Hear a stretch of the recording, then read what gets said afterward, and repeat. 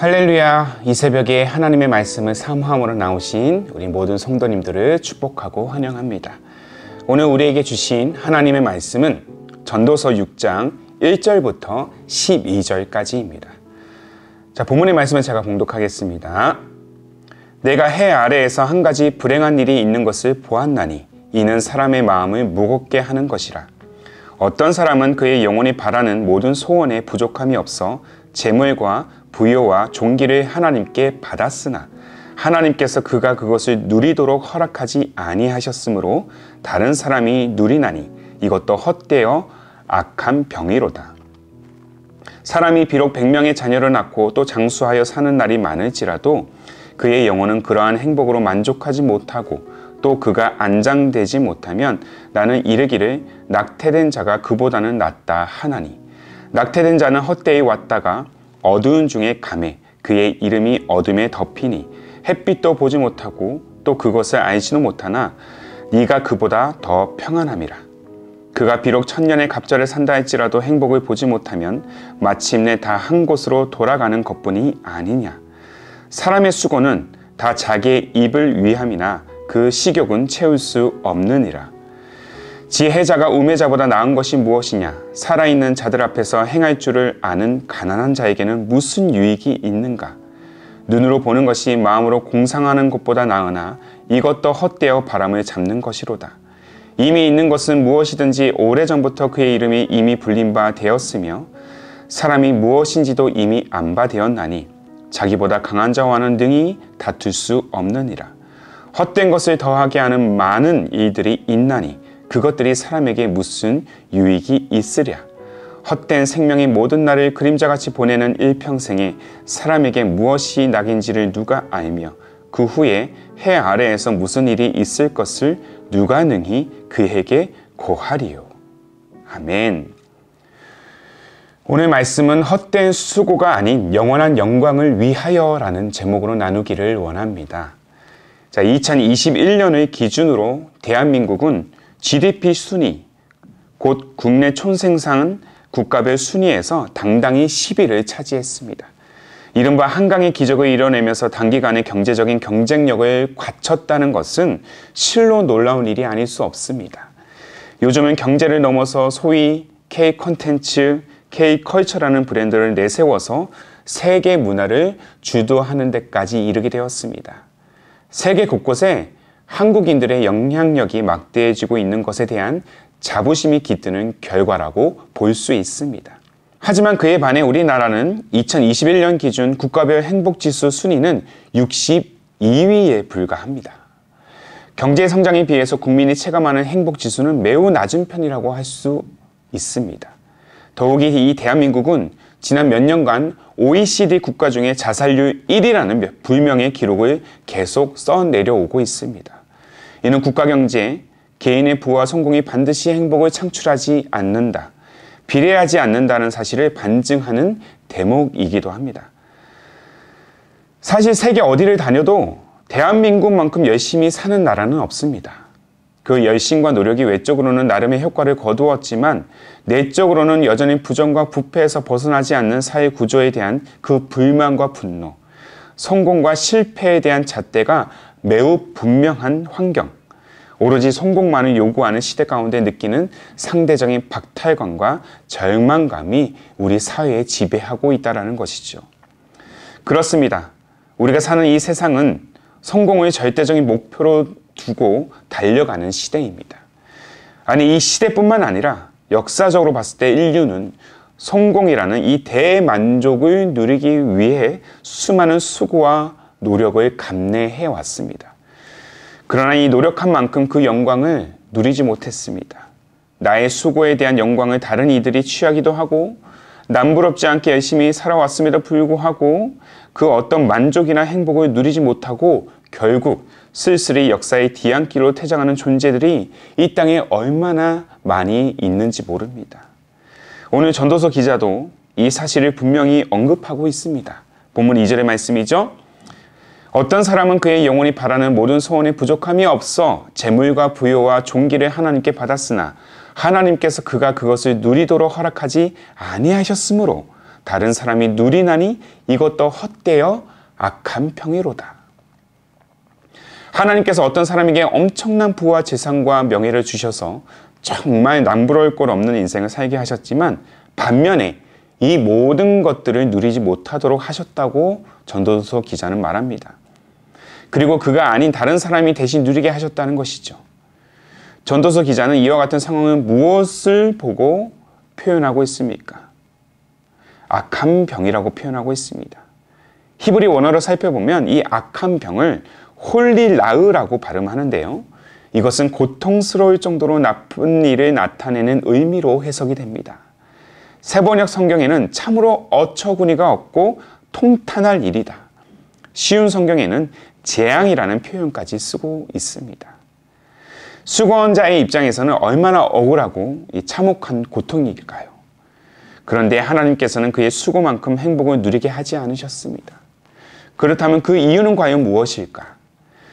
성서 유니온에서 발간하는 묵상과 설교에 실린 해당 구절에 대한 이 해석을 따르면 사람들은 흔히 재물과 성공에 대한 영광을 각 사람의 능력과 힘으로 얻는다고 생각을 하지만 실제로 각 사람에게 부와 지위와 명예를 주시는 분은 하나님이심을 분명히 하고 있습니다. 또한 하나님께서 각 사람에게 그가 받은 축복을 누리도록 허락하셔야만 주신 것을 누릴 수 있게 된다라고 표현하고 있습니다. 우리가 누릴 수 있는 이 행복의 결정권은 나의 수고와 나의 노력에 의한 것이 아니라 하나님께 있다라는 것이죠. 그토록 평생 수고하는 인생을 살아왔지만 그 수고만큼 행복을 누리지 못하는 것에 대한 이 억울함, 전도자는 이 억울함에 대해서 전적으로 공감을 하고 있어요. 그래서 100명의 자녀를 가졌어도 자녀들이 그 부모를 돌보지 않으려 하고 오랫동안 장수하면서 이 땅을 산다 해도 행복이 아니라 고통뿐이라면 차라리 낙태된 아이가 그보다 더 평안할 것이라는 그 극단적인 비유를 드러내고 있습니다.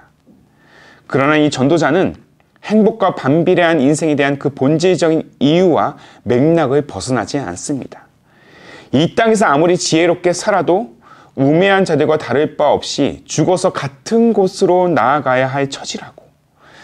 2000년이라는 긴 세월을 내가 산다 할지라도 끝내는 바람과 같이 사라지는 인생이라는 운명은 누구에게나 다 같다고 말하고 있는 것이죠. 그래서 이 땅에서의 그 헛됨의 가치를 계속 전도서 기자는 강조하고 있는 것입니다. 나의 수고, 나의 노력, 우리가 온전한 인생으로 나아가고자 한다면 반드시 필요한 조건들입니다. 열심히 살아야 돼요. 열심히 우리는 누군가를 위해서 헌신하며 살아야 합니다. 때때로 이 수고와 노력은 우리에게 어느 정도의 성취감을 심어주기도 합니다. 그러나 이 모든 것들은 전도자가 강조하는 히브리 단어인 헤벨, 곧 바람과 같아서 어느 순간 허무하게 산산이 흩어질 것들입니다. 우리가 스스로의 인생에 대하여 늘 실망하고 좌절하는 이유는 이 헤벨을 붙잡으려 하기 때문이에요. 그러나 사랑하는 성도 여러분, 이 땅의 모든 가치, 부와 성공과 영예는 결코 우리 손에 잡히지 않습니다. 언젠가는 산산이 흩어질 것들 뿐입니다. 우리의 인생은 유한하고 이 땅의 그 어떤 것도 죽음을 뛰어넘지 못합니다. 아무것도 가져가지 못한다는 거예요. 자, 이 사실을 우리가 안다면 과연 우리는 무엇을 소망해야 되겠습니까? 끝없는 좌절과 고통, 실망이 나의 내면을 가득 채우고 있는 그 순간 속에서도 우리가 자유하기 위해서는, 우리가 기쁨을 누리기 위해서는, 또 진정한 만족을 얻고 누리기 위해서는 보이지 않는 영원한 가치를 주목하는 인생이 되어야 할 줄로 믿습니다. 후패하는 육신을 위해 사는 것이 아니라 죽음을 넘어서 영원한 삶으로 인도하시는 예수 그리스도의 그 이름, 그 능력의 이름을 붙들고 예수 그리스도를 따르는 삶이 되어야 할 것입니다. 이 땅의 모든 가치는 허무뿐이지만 예수 그리스도의 구원은 풍성하고도 영원한 가치를 지니고 있음을 오늘도 우리는 그 말씀을 붙들고 함께 고백해야 될 것입니다. 사랑하는 성도 여러분, 이 영원한 가치를 주목해야, 그리고 우리가 이 가치를 믿어야 어떠한 상황에서도 실망하지 않을 수 있습니다. 영원한 것을 주목하십시오. 때론 내가 헌신하고 수고한 것에 대한 보상이 너무 적고 내가 헌신한 만큼 사랑하는 가족, 자녀들이 내 마음을 몰라준다 할지라도 실망하지 마십시오. 그 실망을 넘어서 우리 미래를 결정하시는 창조주 하나님만을 바라보면서 그가 선사하시는 영원한 가치를 바라보는 믿음의 발걸음을 옮기는 오늘 우리의 인생이 되기를 주님의 이름으로 축복합니다. 그래서 우리는 나의 수고와 헌신의 대상을 내 자신이 아니라 이 세상이 아니라 오직 하나님께 맞춰야 합니다. 보이지 않는 영원한 가치에 우리의 마음을 쏟아내고 그것이 인생의 목적이 될 때 세상에 줄 수 없는 참 평안을 누릴 수 있기 때문이에요. 사도 바울도 이 현세의 가치와 욕망에 빠진 고린도 교회 성도들에게 일침을 가하면서 이렇게 말하고 있지 않습니까? 그의 고백을 한번 잘 들어보십시오. 고린도 후서 4장 16절부터 18절까지의 말씀이에요. 그러므로 우리가 낙심하지 아니하노니 우리의 겉사람은 낡아지나 우리의 속사람은 날로 새로워지도다. 우리가 잠시 받는 환난에 경한 것이 지극히 크고 영원한 영광에 중한 것을 우리에게 이루게 함이니 우리가 주목하는 것은 보이는 것이 아니요 보이지 않는 것이니 보이는 것은 잠깐이요 보이지 않는 것은 영원함이로라. 아멘이십니까? 내 육신은 늙고 낡은 가죽이 비록 되어간다 할지라도 우리가 영원한 것을 끝까지 주목할 때 지극히 크고 영원한 영광을 반드시 누리게 될 줄로 믿습니다. 나의 헛된 수고가 아닌 이 영원한 영광을 위하여 보이는 나의 문제를 넘어 보이지 않는 크신 하나님을 내가 바라보면서 믿음의 발걸음을 온전히 옮기는 오늘 하루 또한 우리 모두가 되기를 주님의 이름으로 축복합니다. 영원한 것을 바라보십시오. 그 영원한 것을 붙잡을 때 오늘도 주께서는 우리에게 세상에 줄 수 없는 참 기쁨과 만족을 누리게 하실 줄로 믿습니다. 아멘. 기도하겠습니다. 살아계신 주님, 때때로 우리는 그간 열심히 살아왔던 우리 수고에 비해 주어진 결과가 너무 부족하다는 그 사실에 실망할 때가 있음을 고백합니다. 그러나 인생이란 나의 수고에 의해서 만들어지는 것이 아니라 우리를 창조하시고 우리 인생을 주관하시는 하나님께서 만들어 가시고 나의 모든 송사를 결정하신다는 사실을 우리가 잊지 않게 하옵소서. 그래서 내 육신은 세잔해져가고 낡은 가죽만 남는 것밖에 없다 할지라도 이 땅의 가치가 아닌 영원한 영광을 선사하시는 하나님만을 바라보는 믿음으로 오늘 우리가 나아갈 수 있도록 우리의 삶을 오늘 하루의 삶을 인도하여 주옵소서. 보이지 않는 하나님의 영광을 바라보는 우리의 인생, 우리의 믿음이 되도록 성령이여 나를 인도하여 주옵소서. 보이는 나의 문제를 넘어서 나의 생각보다 크신 하나님만을 온전히 신뢰하며 이 믿음 안에서 참된 기쁨과 만족을 누리는 자족의 인생이 되도록 우리의 삶을, 우리의 가정을, 우리 교회를 주님 인도하여 주옵소서. 그렇게 변함없는 약속으로 영원한 영광을 바라보게 하시는 우리 주님 예수님의 이름으로 기도하옵나이다. 아멘. 오늘도 주신 말씀에 따라서 두 가지의 기도 제목을 붙들고 함께 기도하기를 원합니다. 먼저는 나의 수고와 헌신이 아니라 창조주 하나님의 섭리를 기대하며 어떠한 결과에도 실망하지 않고 믿음으로 일어서는 우리의 삶과 신앙이 되게 하옵소서. 한 걸음 더 나아가 잠시 있다 없어질 허망한 가치보다 영원하고도 영광스러운 가치를 바라보며 주어진 그 삶과 사역을 기쁨으로 감내하는 우리의 신앙과 또한 우리 기쁨이 되는 교회가 되게 하옵소서. 이 두 가지의 기도 제목을 간절한 마음으로 함께 고백하시면서 기도로 하루의 삶을 열어가시기를 바랍니다. 함께 믿음으로 기도하겠습니다.